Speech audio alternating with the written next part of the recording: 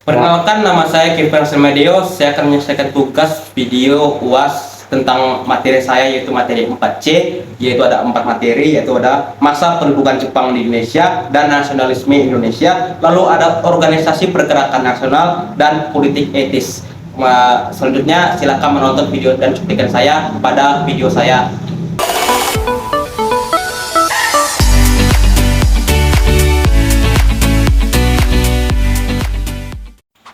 Materi masa pendudukan Jepang di Indonesia pada tahun 1942 sampai 1945. Latar belakangnya itu pendudukan Jepang. Sebelum Jepang menguasai Indonesia, negara ini berada di wilayah kekuasaan Belanda atau disebut dengan Hindia Belanda.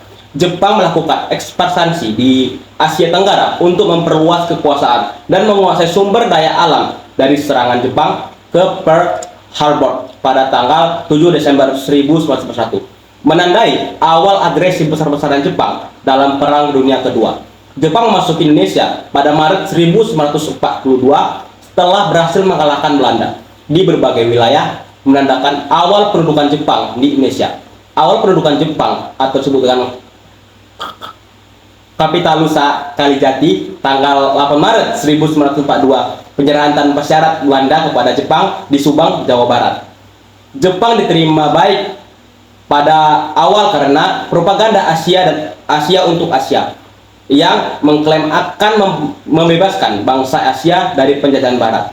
Kebijakan Jepang ini yang ada di Indonesia ini memiliki militerisasi dan pengendalian Indonesia dibagi menjadi 3 wilayah militer. Yang pertama, Jawa dan Madura di bawah Angkatan Darat Tentara ke-16 dan Sumatera di bawah Angkatan Darat ke-25. Lalu ada di Kalimantan, Sulawesi, Maluku, dan Nusa Tenggara Barat di bawah Angkatan Laut. Lalu ada ekonomi perang, eksploitasi sumber daya untuk mendukung kebutuhan perang Jepang terhadap pengerahan tenaga kerja paksa yang bisa disebut dengan Romusa untuk membangun infrastruktur militer Jepang. Lalu ada pendidikan dan budaya, kurikulum sekolah diubah untuk mengajarkan bahasa Jepang dan semangat militerisasi. Lalu ada penghapusan pengaruh Barat dan penyebaran budaya Jepang. Pada propaganda dan organisasi, Jepang mendirikan organisasi untuk menarik dukungan rakyat seperti Putra atau disebut dengan Pusat Tenaga Rakyat dan Keibodan atau disebut dengan Barisan Pemuda. Para pemimpin nasional seperti Soekarno dan Hatta dimanfaatkan untuk menarik simpati rakyat atau penderitaan rakyat Indonesia. Kerja paksa atau disebut dengan Romusa, rakyat dipaksa bekerja di proyek-proyek militer Jepang dengan kondisi yang memprihatinkan. Banyak yang meninggal akibat kelaparan dan penyakit, kekurangan bahan pokok makanan lainnya. Lalu ada ekonomi diutamakan untuk kepentingan perang. Penyebab kelangkaan pangan atau penindasan dan kekerasan penduduk Indonesia yang melawan seiring mendapatkan sanksi berat, termasuk rakyat atau tereksekusi perlawanan terhadap Jepang. Lalu ada perlawanan bersenjata atau contohnya pemberontakan PETA di Blitar pada Februari 1945 yang dipimpin oleh Supriyadi, dan perlawanan non bersenjata atau melalui jaringan di bawah tanah atau disebut dengan sabotase dan aksi protes diam-diam. Akhir ini pemuda Jepang kekalahan Jepang di Perang Pasifik setelah mengebom atau menghancurkan Hiroshima dan Nagasaki pada Agustus 1945. Dan 15 Agustus 1945 Jepang menyerahkan tanpa syarat kepada sekutu atau kekosongan kekuasaan, dimanfaatkan untuk memproklamasikan kemerdekaan pada tanggal 17 Agustus 1945. Mungkin itu saja. Materi singkat tentang nasionalisme Indonesia. Pengertian nasionalisme adalah semangat kebangsaan dan kesadaran untuk membangun persatuan serta kemerdekaan dari penjajah dan tujuan dari pencapaiannya kedaulatan bangsa. Lalu ada latar belakang munculnya nasionalisme di Indonesia. Pertama, ada penderitaan akibat penjajahan, yaitu dengan ketidakadilan, eksploitasi, dan diskriminasi oleh penjajah mendorong rakyat untuk bersatu melawan penjajahan. Lalu ada kedua, pengaruh pendidikan. Pendidikan modern seperti pendidikan melahirkan seorang pemimpin-pemimpin yang yang terpelajar, yang akan sadar hak dan kemerdekaan pada Indonesia. Lalu ada ketiga, itu pengaruh pergerakan dunia kebangkitan nasional di Asia dan Afrika, menginspirasi perjuangan di Indonesia melawan penjajahan. Lalu ada keempat, perkembangan pers dan media di surat kabar dan majalah penyebaran ide-ide kebangsaan tokoh-tokoh nasional penting bagi kemerdekaan Indonesia. Yang pertama ada Dr. Sutomo, pendiri organisasi modern pertama, yaitu Budi Utomo tahun 1908. Terus ada Cipto Mangunkusumo, yaitu pemimpin Serikat Islam tahun 1911. Lalu ada Ki Hajar Dewantara, pendiri Taman Siswa dan pelopor pendidikan nasional. Lalu ada Soekarno, Muhammad Hatta, dan Sultan Syarif, pemimpin perjuangan kemerdekaan dan pendiri kebangsaan. Lalu ada perkembangan nasionalisme. Pada awal abad ke-20 munculnya organisasi pergerakan nasional seperti Budi Utomo dan Serikat Islam. Lalu ada tahun 1928 Sumpah Pemuda, yaitu berikrar pemuda untuk bertanah air, berbangsa dan berbahasa satu, bangsa Indonesia. Yang ketiga ada era tahun 1930-an. Muncullah partai politik seperti PNI, Partai Nasional Indonesia, yang dipimpin oleh Soekarno. Lalu ada keempat, ada masa pendudukan Jepang. Semangat nasionalisme semakin kuat menjelang proklamasi 17 Agustus 1945. Makna nasionalisme memperkaya persatuan dan persatuan bangsa, lalu menumbuhkan rasa cinta tanah air dan mendorong perjuangan untuk mencapai atau mempertahankan kemerdekaan.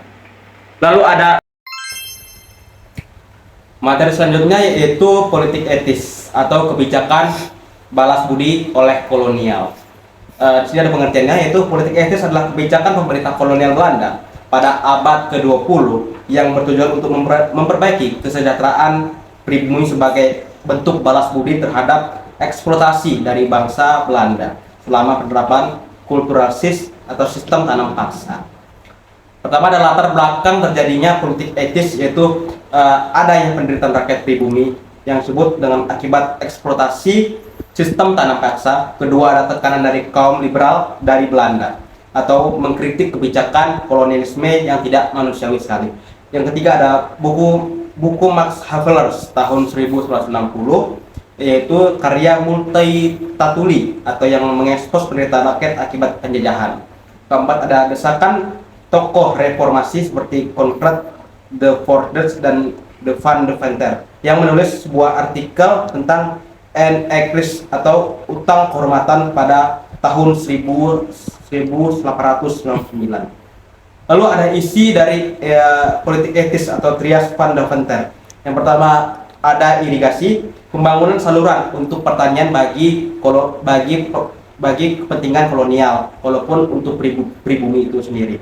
Kedua ada edukasi pendidikan, yaitu penyediaan akses pendidikan bagi pribumi untuk menciptakan tenaga kerja terdidik bagi kolonial Belanda.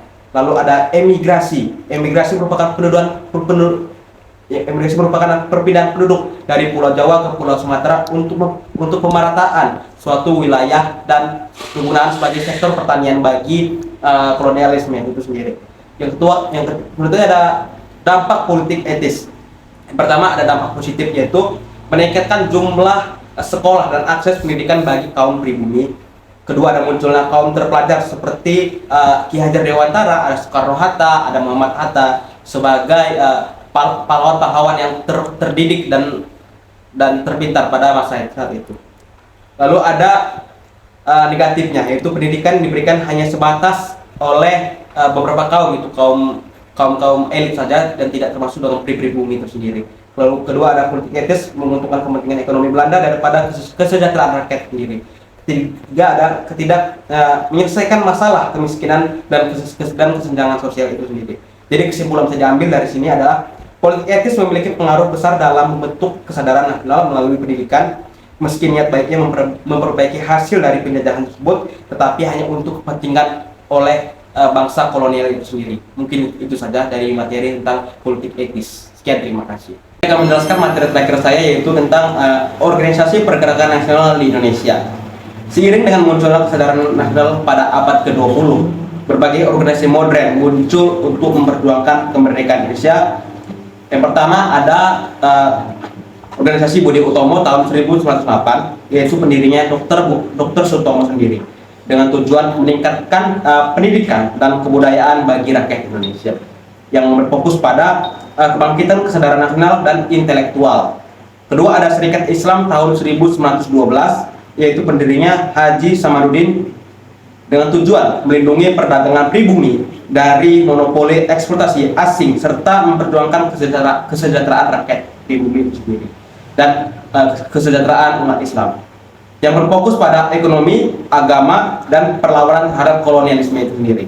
Ketiga, ada Indis Party tahun 1912.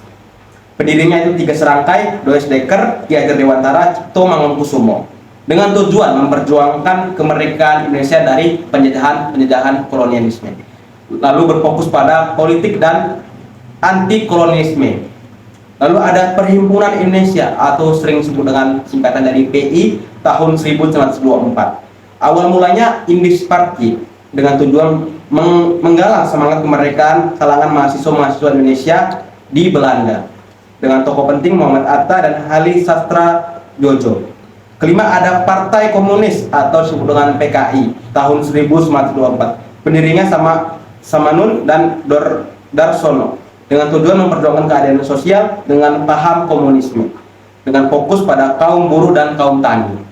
Keenam, ada Partai Indonesia atau disebut dengan PNI tahun 1927. Pendirinya sendiri yaitu adalah Insinyur Soekarno-Hatta dengan tujuan memperjuangkan kemerdekaan penuh bagi rakyat Indonesia dengan fokus nasionalisme dan anti penjajahan. Lalu ada Taman Siswa tahun 1922. Pendirinya Ki Hajar Dewantara dengan tujuan pada organisasi ini yaitu menyediakan pendidikan bagi pribumi itu sendiri dengan berfokus pada pendidikan pembentukan karakter bagi bangsa dan negara. Lalu ada Gerakan Pemuda dan Sumpah Pemuda tahun 1928. Organisasi pemuda yang disebut dengan Jong Java, Jong Sumatera, Jong Ambon, dan Jong lainnya dengan tujuan mempersatukan pemuda Indonesia dengan hasil penting Sumpah Pemuda pada tanggal 28 Oktober 1928, satu bangsa, satu bahasa, dan satu tanah air Indonesia. Lalu ada Gabungan Politik Indonesia atau disebut dengan GAPI pada tahun 1939 dengan tujuan mendesak pemerintahan kolonial untuk memperbaiki parlemen yang ada di Indonesia, berfokus pada perjuangan melalui politik, melalui diplomasi. Dari kesimpulan yang bisa diambil dari sini ada organisasi pergerakan nasional ini menjadikan fondasi penting bagi membangun kesadaran Indonesia akan perjuangan bangsa dan negara melawan penjajahan melalui politik, ekonomi, sosial, dan agama. Sekian, terima kasih.